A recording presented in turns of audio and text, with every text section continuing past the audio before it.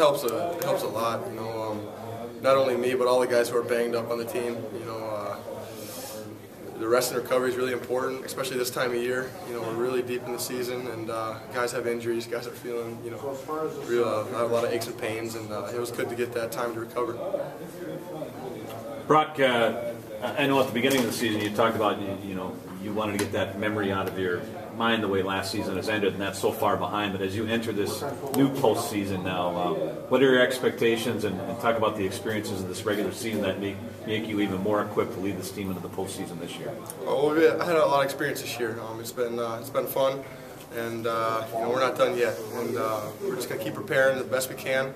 You know, it was nice to have that bye week, and you know, we're just going into this week with the same expectation that we have every week, and that's to prepare as best we can on and off the field in the film room, and just we'll be ready to go on Saturday. What's your impressions of what you're seeing out of James Madison defensively? They're a fast group of guys. You know, they run a 4-3. They got really good four-down linemen, and you know, they run well to the football, and they're going to be a good team. Brock, they got a lot of speed on defense, but they also maybe, like Montana State, maybe they're a little thinner inside to compensate for some of that speed. You guys think that it's a situation where you go north-south on these guys? Yeah, you know, one of the things we have an advantage in, we think, is our size. You know, they definitely match up as far as speed, and maybe have a little advantage there. But I think if we be able to move the ball on the ground inside the tackles, that'll be key for us. Get some movement going there, and that'll open up a whole bunch of different things, you know, play action and stuff. So it'll be good.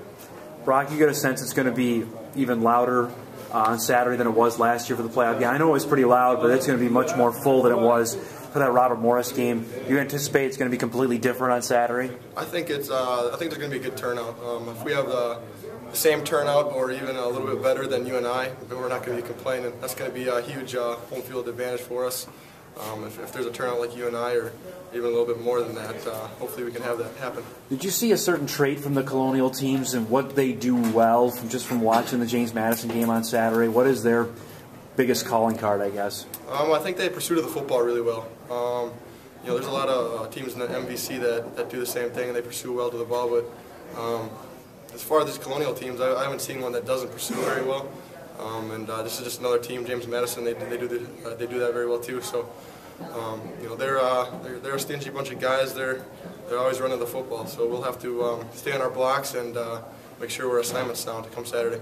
How disappointing was it to see Zach get hurt again? Oh man, it was.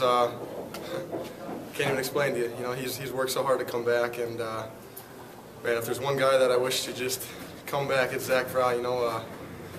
He's worked so hard, along with all the other guys that have had injuries and are trying to get back. But you know, with him having just like 2 collarbones, you know, I can feel for him there. I think that's another reason why I have a little deeper spot in my heart for Zach, is because I can relate to him. But you know, it was really disappointing to see him go down, and you know, we just have to wait till next year. Any doubt that he can't come back? For you went through this injury, and this is 3 and 2 years for him.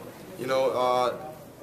There's no doubt. I don't think. You know, he came back a little bit too early. You know, it was healed, but yet it was just not as strong as it was supposed to be. So, you know, he was in the practice mode, which was good. You know, he was supposed to be practicing and stuff like that, but you know, he just fell on it, and he wasn't supposed to fall, and you know, just was a bad position, kind of unfortunate event.